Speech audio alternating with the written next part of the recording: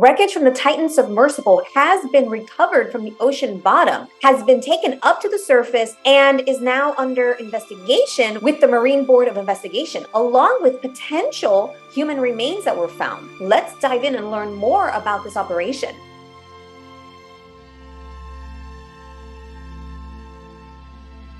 Hi everyone, Empowering True Crime Alex, and many of you have already seen footage of, I actually posted yesterday also footage from cranes pulling out pieces, fragments of Titan submersible. And it was not what we heard experts talking about. We kind of assumed, based on what experts were saying, that the Titan would have imploded into tiny little fragments. And we're seeing large panels. We're seeing pieces that look like metal, probably titanium, that have wiring and such, large fragments. Of course, it does make perfect sense because we know that the parts of the Titan were titanium, which is going to be harder for those pieces to come apart.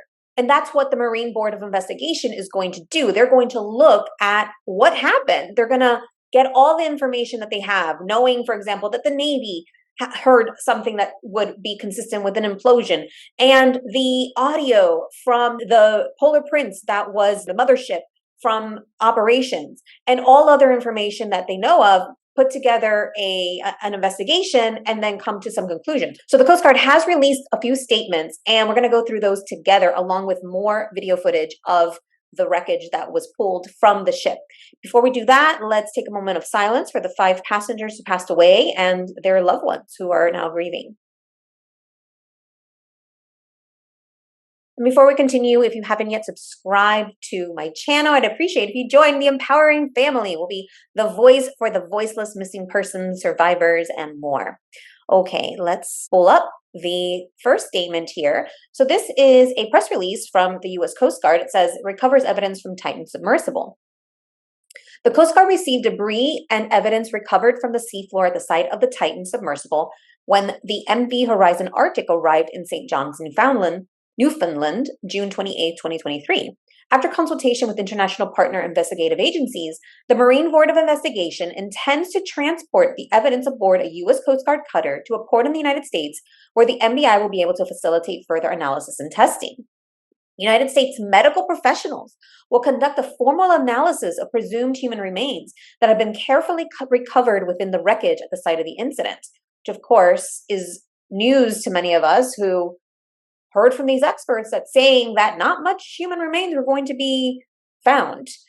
And that's putting it politely, right? We've heard of much more graphic depictions of what could be happening or what could have happened. I'm grateful for the coordinated international and interagency support to recover and preserve this vital evidence at extreme offshore distances and depths, stated MBI Chair Captain Jason Neubauer, who we heard speak on Sunday. The evidence will provide investigators from several international jurisdictions with critical insight into the cause of this tragedy. There is still a substantial amount of work to be done to understand the factors that led to the catastrophic loss of the Titan and help ensure a similar tragedy does not occur again. The MBI will continue evidence collection and witness interviews to inform a public hearing regarding this tragedy. So that's interesting. There will be a public hearing regarding the tragedy. And it says here, additional updates will be available on the Titan Submersible Marine Board of Investigation webpage. And there's a certain particular webpage. We're going to visit that here in a second. And anyone wishing to provide information that may assist the Coast Guard MBI can submit it to accidentinfo@uscg.mil. So if you have any information, if you were somebody who wanted to go on the Titan and perhaps receive some information, if you are involved in any way and you have any information that can support this MBI, you can submit it. That's really interesting. Okay, so let's check out. So they created this webpage. I love it. This is really, really great so that they can provide some transparency here on what's happening. So a couple of things on this. So, and I love that it's actually specific about the Titan submersible. There is a convening order. We're going to read that in just a moment. And it has the 2 press releases, the one that came out today that I just read, or yesterday that I just read, and the one on the 25th discussing the creation of the Marine Board of Investigation. And has MBI team if you want to submit. And then the hearing information, there's nothing here, but we will go over that in just a second because I reviewed this a bit ago and it does look really cool.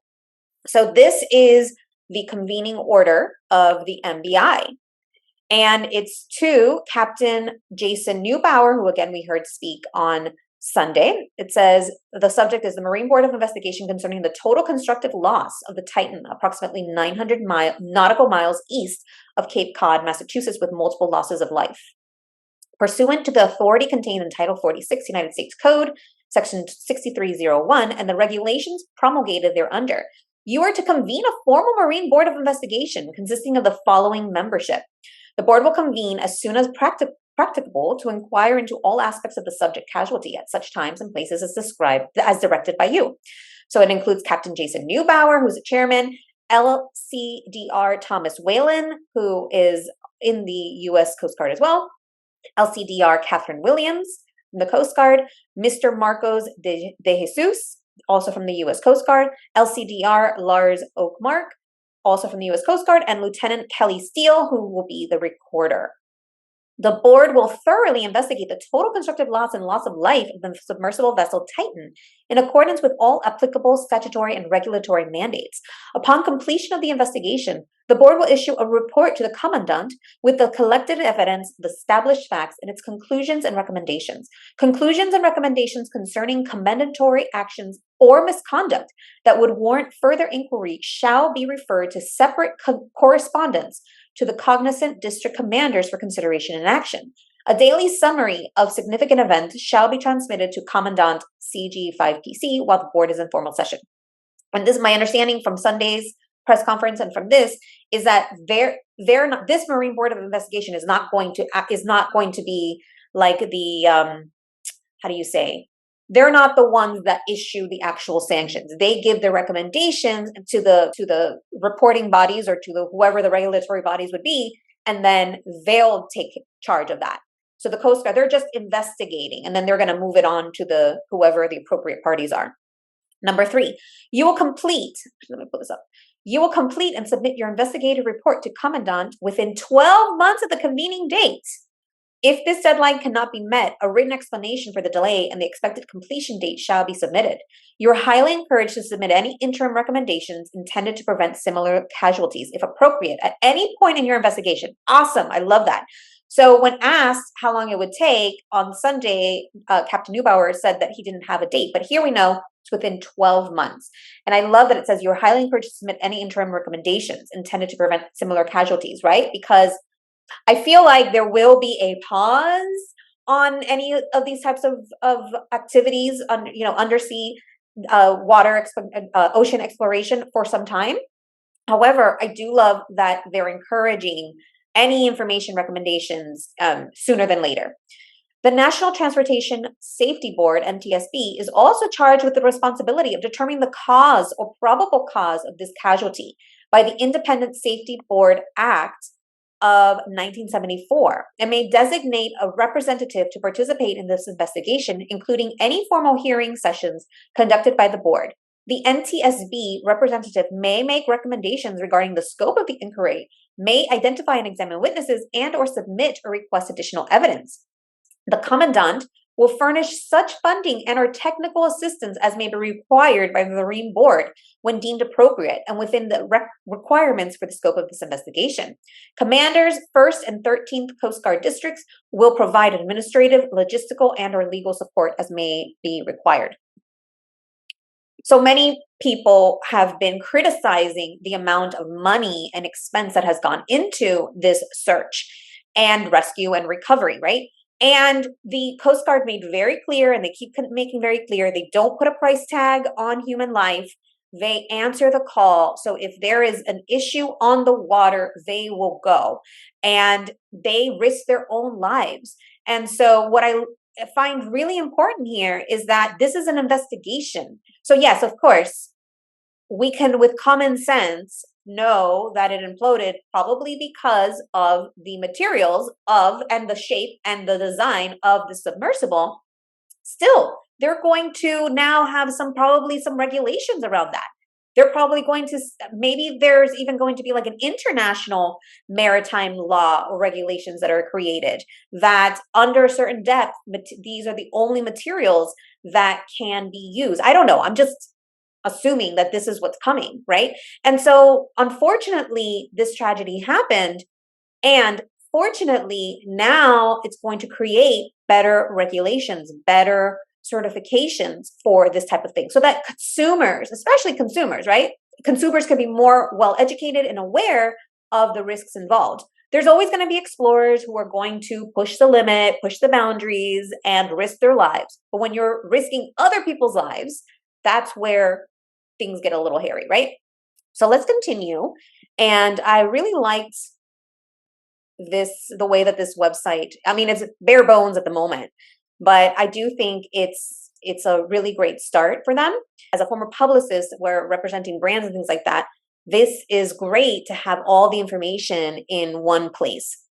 So I'm going to show you this as well. These are some live streams of some past Marine Board of Investigations.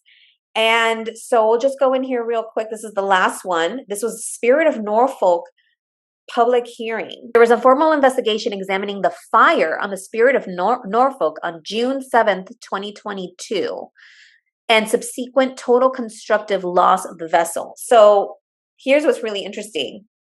This was held on February 3rd. So you see, they probably give them about up to 12 months to do their investigation, and they did it between June and February, so about 8 months, let's say. And so I'm just going to open up this and just kind of scroll in here to a random spot. Can you briefly tell us your relevant work history? So I started in prevention and marine safety in 1985 when I was assigned to Marine Inspection Office, New York. And I was there for 2 years as a marine inspector. So it says here, interview with Peter Zahorsky, U.S. Coast Guard Sector, Virginia, which is where this particular incident happened. And I did notice, I had watched this earlier, there were individuals from the Transportation Board who were in this meeting as well. And this is public. So this is a public hearing. Other than that, we've done it. Oh, here's somebody from the National Transportation Board. We may have done it while we were doing some of the ramp up for the towing vessel inspection, right? So they've gone. Okay, let's see what else here. Seacor Power, the capsizing and loss of life on the Seacor Power. Now in session. I would like to begin by thanking all of the people who helped put this hearing together. We received tremendous support from so many individuals, and we could not have done this without that assistance. So you see here, it looks like the two, there's the person from the Coast Guard and then the National Transportation Board. So it seems like those two seem to be the two kind of like big governing bodies for these types of Marine Board of Investigation. To all those impacted by this very tragic event, we appreciate the opportunity to continue to participate in these discussions into the cause of the capsizing of the vessel. Seacor and its affiliates are absolutely committed to the safety of their crews and their guests on board their vessels. And we look forward to any information developed in these proceedings that would assist us in that regard. To call for another moment of silence to honor those who we've lost. If everyone could please stand at this time. Okay, interesting.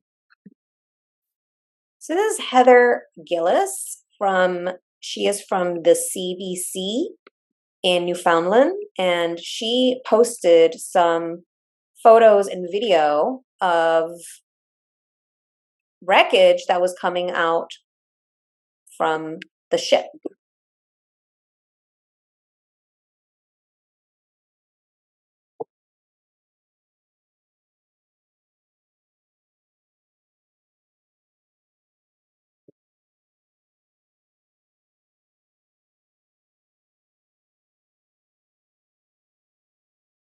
That appears to be where the window is. Now we know that the end caps were made of titanium. And so if people are like, oh, well, why is this not in pieces? Well, if that's titanium, it would be very difficult for that to break apart.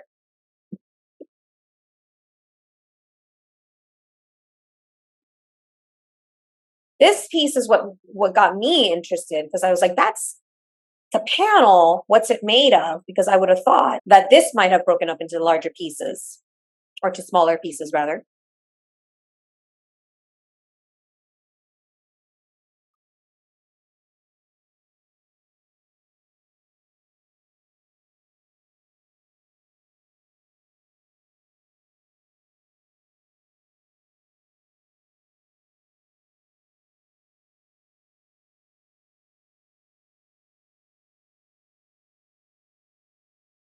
This is probably the largest piece that we've seen video footage of, and there's like wiring in there, and it looks like it's pretty well intact.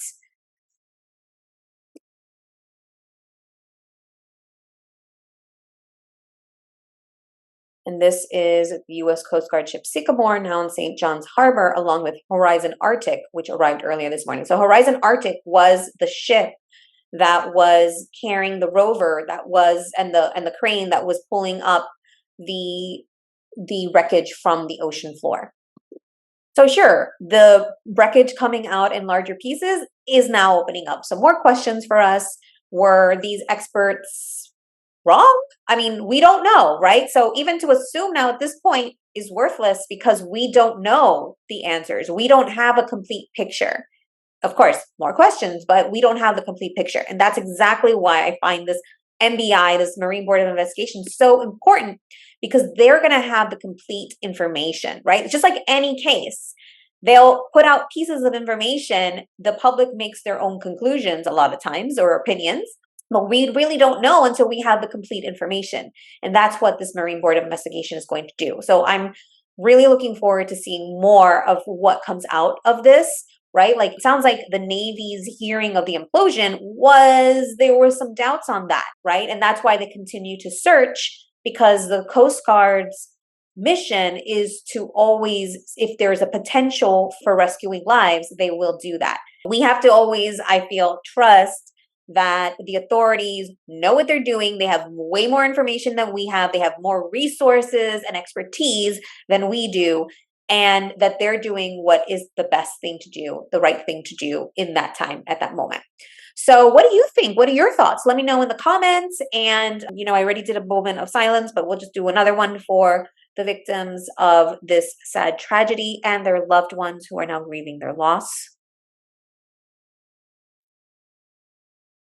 If you learned something today, if you enjoyed this video, I'd appreciate if you hit the thumbs up and join the empowering family. Subscribe to my channel so that you get the latest breaking news on this and other true crime cases. Let's be the voice for the voiceless, survivors, missing persons, and more. Right, everyone? Stay safe, stay thriving, always follow your intuition, and remember to keep it empowering. Bye for now. Don't forget to like, subscribe, and hit the bell button for notifications. Thank you.